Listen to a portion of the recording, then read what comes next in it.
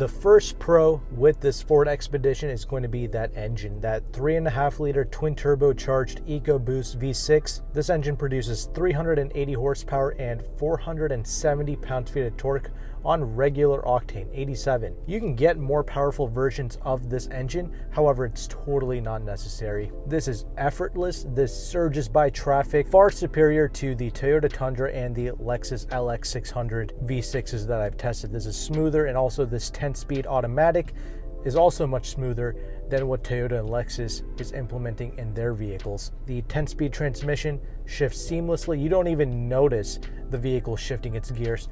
That's how well tuned this is, so well done Ford on the drivetrain. Another massive pro is the fact that this has one of the best in class towing figures in this massive 3-row body-on-frame type SUVs. With the tow package, you can tow up to 9,300 pounds, and I certainly recommend you getting that tow package. It costs around $795, so even if you don't tow with the Expedition, get it anyway, because when you go to sell this vehicle, it'll maintain its value a little bit better, or at least, help your vehicle to be more desirable in the used car market when you do go to sell it, if you have that option. I believe the Chevy Tahoe, that tows around 8,400 pounds, which is still a lot, don't get me wrong. Now, one of the cons I've noticed with this Ford Expedition is the overall interior. It is very plasticky, and it can kind of creak and rattle when you go over smaller bumps. So you really kind of notice that. And I think one of the reasons for that is because this Expedition, this model, and this generation came out in 2017.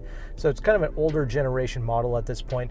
The new Ford Bronco and the new Ford F-150, those are brand new redesigned vehicles, and they have a much more solid interior than this Expedition. Maybe in 2024, when they go to redesign the Expedition, it'll be a lot more class competitive, because the Chevy Tahoe has a very solid feeling interior. It doesn't creak and rattle as much as this, and this Expedition only has around 4,000 miles on it. But speaking of interior, one of the pros is for 2022, they have implemented this 12-inch screen, which is standard even on the base model, and I love this 12-inch screen. It looks great, it's functional, there's no learning curve to it, and this actually puts it above the Chevy Tahoe, because the Tahoe only has a 10.25-inch screen, so this is a little bit bigger than that. It's not as elegant as that screen, but this is easy to use, so I don't care. And you also have plenty of physical buttons for your heated and cooled seats, your heated steering wheel, the entire HVAC. It's all separated from the screen, so I absolutely love it.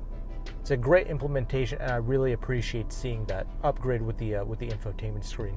One con with the XLT trim is the fact that it does not have a sunroof, a pano roof, nothing. It's just there's no glass roof here at all. If you want that, you have to step up a trim level. However, a pro of the XLT trim is the fact that you can get 18-inch wheels on it, which I certainly recommend, because this XLT has the 20-inch rims optioned with it, and as I already mentioned, this vehicle kind of creaks and rattles over the smaller bumps. That's because this Expedition is a little bit firm over these smaller bumps, which I kind of forgive, because this is such a massive body-on-frame vehicle. It actually does a pretty good job of not feeling fatiguing. It does its best to isolate out the bumps. Like the larger bumps, you don't feel that, but the smaller bumps, you do feel it in this vehicle. So I think if you got the 18-inch wheels, it can help mask out some of the smaller bumps as well. But for the most part, I wouldn't really say that the ride quality in this is a con. I think people can certainly live with it. It's nothing like the Lexus LX600 that I tested, which totally just jostled you around, and you felt every undulation and bump in the road. It makes you nauseous. I mean, some people could even get car sick from a ride quality like that, and this is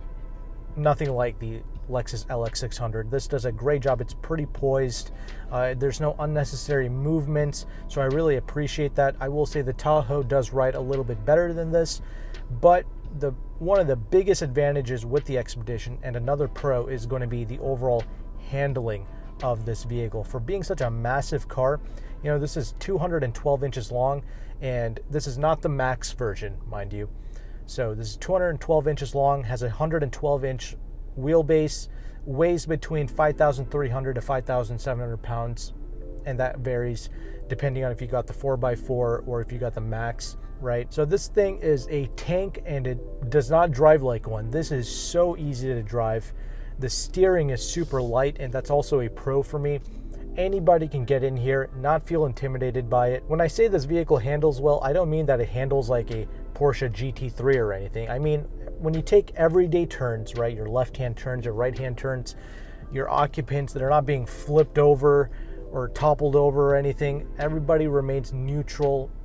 The car feels good. Again, there's no unnecessary movements taking place here. It really masks its size and its body weight extremely well during everyday drives. The visibility is fantastic, but what's not so fantastic is the fuel economy, and you kind of expect that, but you know, the thing that pisses me off is all these car manufacturers, they're like, oh, a twin turbo V6 is way more fuel efficient than a V8, and it's not. I mean, yeah, this is way quicker than the Tahoe, especially during, you know, city driving because of the gobs of torque that this has to offer. But fuel efficient, this is not. I mean, it's rated to do around 16 in the city and like 22 on the highway. Does it do that? I mean, if you baby it, it can do 16, but realistically, you're gonna be getting around 14 mpg in the city, and when you're really thrashing on it, it's gonna go down into the 12 mpg range. But between 14 to 16, that's what you can realistically expect, and between 20 to 22 on the highway. So not that great. The Tahoe does about the same thing. Other pros, I mean, obviously the space in here is a pro, but then again, the Tahoe is also massive. I mean, all of these kind of 3-row body on frame SUVs, they're all massive inside. Well, except for the LX600, that was a joke. There was no space in that, but this is not like that. It has space in abundance, honestly. So you can fit adults in the second row, even in the third row. I will say your knees are going to be touching up against the back of the second row seats if you are an adult sitting in the third row. It's really made for kids, but it's nice to know that in a pinch you can put a full-size adult back there. The second row seats are adjustable. You can move them front and back, and you can recline the seats. Also, the third row seats, you can put them down electronically. Well, you can put them up and down electronically. However, the second row seats, you can only push them down electronically, but you can't put them back up. But it will fold flat. You have plenty of space back there. And finally, another pro is going to be the fact that I think Ford does a really good job making the safety features standard throughout the board for the Expedition. Like, you get the blind spot monitoring, the rear cross traffic alert, all that is standard. And of course, you get the front collision safety assistance, all that good stuff. But this XLT, like you see here, it's stickers for around $68,000, and this is exactly how I would personally get this Expedition. I think this is the perfect trim level. You can get the Limited if you want to. When you go with the Limited, it's going to be around 73 grand the way I spec'd it out. You also get a little bit more horsepower and torque, which is not necessary. But you will be getting the 12-speaker Bang & Olufsen sound system. It's actually another pro. This 6-speaker actually sounds pretty decent, so you don't need the 12-speaker. I think most families can do with this. It's relatively clear. It's got some decent bass to it. I'm not saying it's the best sounding sound system, but it's better than what Ford was doing in the past. Ford used to have some trash sound systems, and this is a huge improvement. But yeah, going with the Limited, you get a few niceties like that, and not necessary. I think the XLT 18-inch wheels, that's the way to go.